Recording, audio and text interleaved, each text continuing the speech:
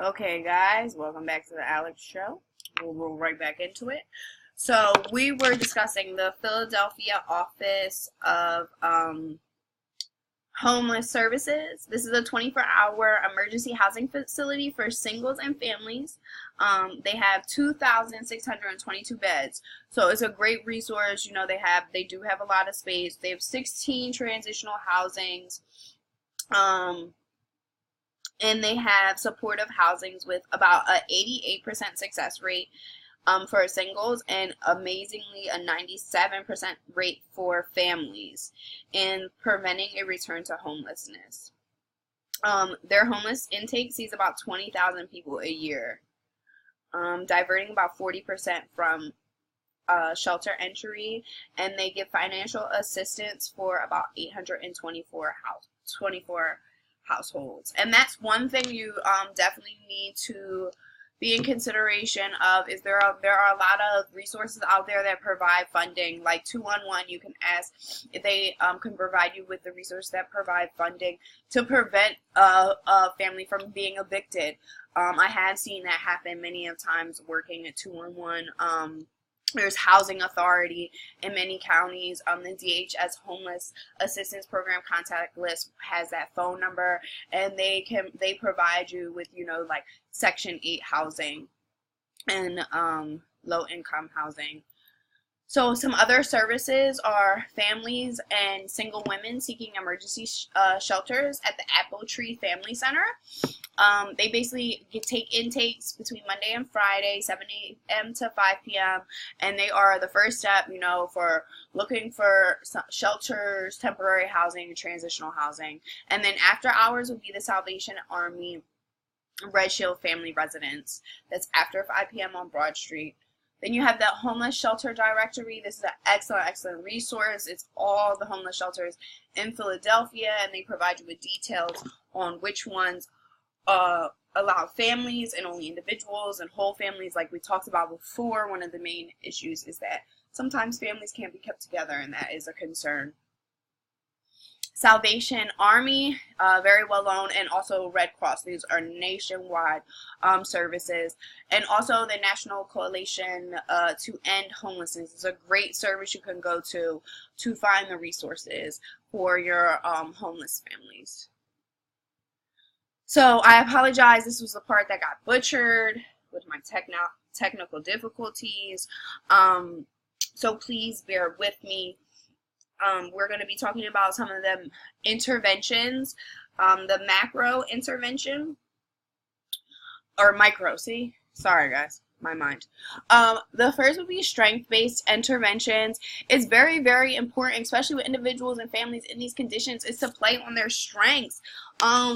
They have lost their independence, they've lost a lot of their self-esteem, they don't at times believe in themselves, so it's very beneficial to provide them with that support and help them figure out, their strengths. And one of the best ways is motivational interviewing. I love motivational interviewing.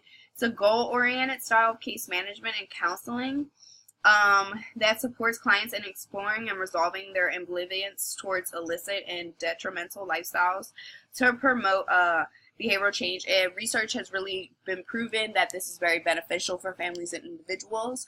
And then you're going to do housing placement. You're going to go up where those resources, you're going to print them out, you have them in your office, you pull them out of your desk. You're going to look for housing, whether it be temporary, whatever they need, you're going to try to find that placement for them. Then also trauma-informed care. I know we talked about this. Research has really shown that trauma seems to be a leading factor for homelessness.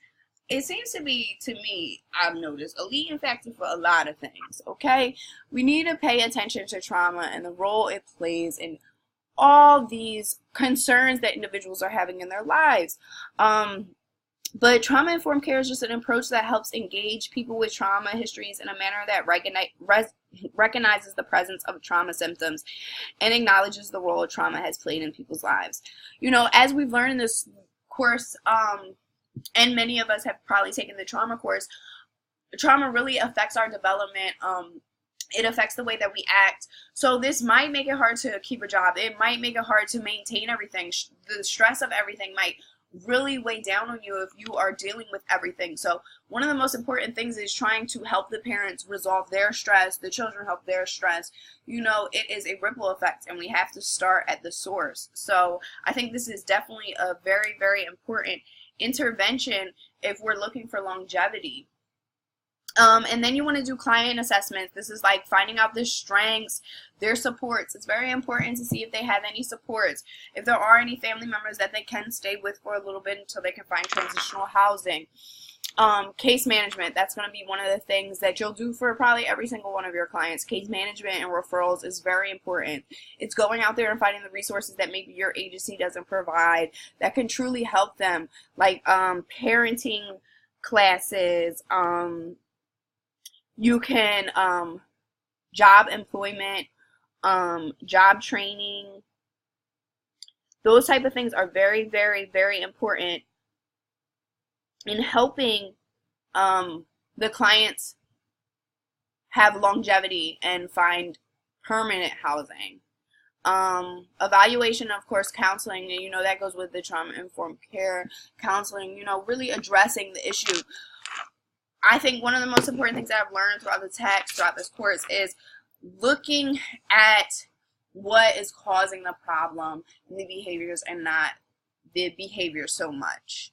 What is the main point? Where did it all start? What is making this situation reoccur?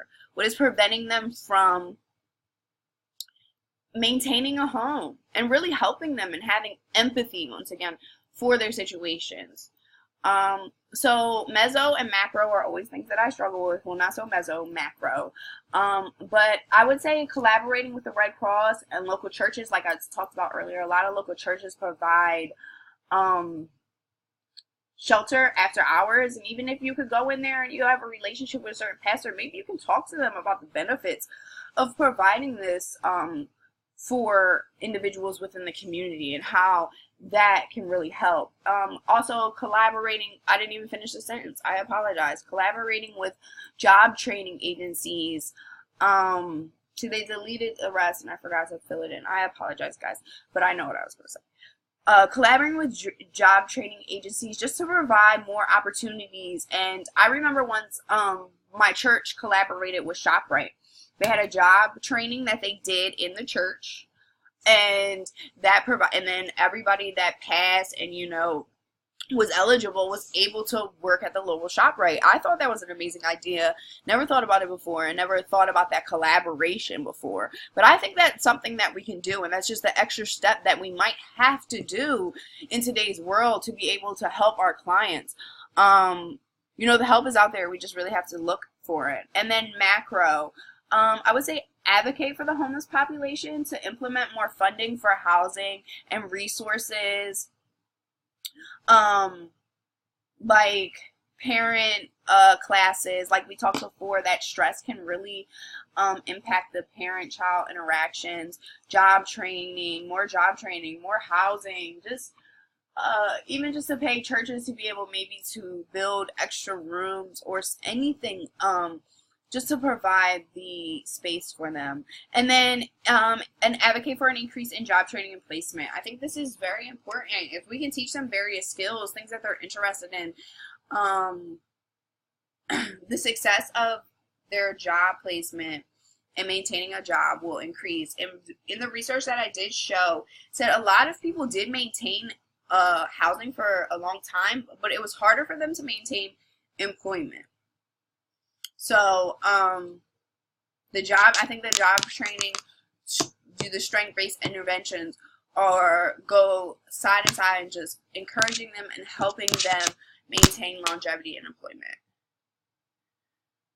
So the conclusion, currently, the current estimates in the past decade has seen a national decrease, actually, in homelessness, with a 42% decrease in street and chronic homelessness between 2005 and 2012, and a 20% overall decrease in homelessness between 2005 and 2013. However, children and youth, they said children and youth, they didn't say families, but this was very alarming to me. Children and youth has increased by 11% between 2009 and 2012, and more than doubled since 2005. this was really alarming to me about the children. But it made me think, does it have something to do with like the prescription drug epidemic?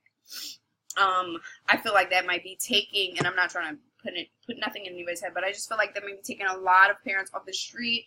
I know that is one of the indicators, the increase in grandparent generation, why there are so many more grandparents raising children nowadays. So it may be that, and so I think that in conclusion, like, this is a very, very important topic. I think this homelessness has seemed to not end.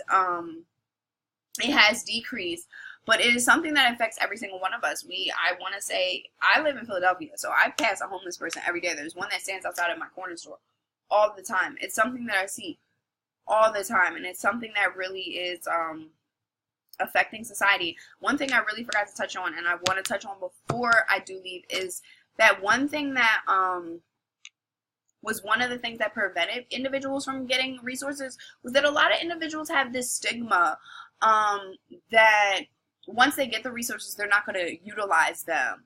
And it's funny when I read that, because I recently ran into an incident where I was walking down the street with one of my friends, and I give homeless people money all the time. It's what I do. It's never a lot, but she kind of wanted to debate with me about why I would do that, because they're probably going to go use drugs. And I was just like, you know, I need to, one, pray and hope that they're going to do the best with it, but I just need to have faith in that individual, that, you know, somebody does believe that they are going to do something with it, and hopefully they do. And what they do with it, you know, it's not my business. All my business was that I wanted to provide them with that one resource, the little thing that I could do. So I found it very surprising when I did see that a lot of people just don't feel like they would do anything with a resource. So I think that holds a lot of people back from helping. So that's one thing that we have to just remember, is that if they seem hesitant at first, you know, especially if they're chronically homeless, this is something that they're used to. This is a life that they've become accustomed to, and we just need to really work on their strengths and work on providing them with the best resources and interventions possible, addressing that trauma and anything that really kept them in that situation and what's keeping them maybe going back to that situation. So once again, I apologize that I talked so much and you probably had to take notes and not everything was there, and I just noticed that some of the freaking sources aren't even there, but they're all cited below.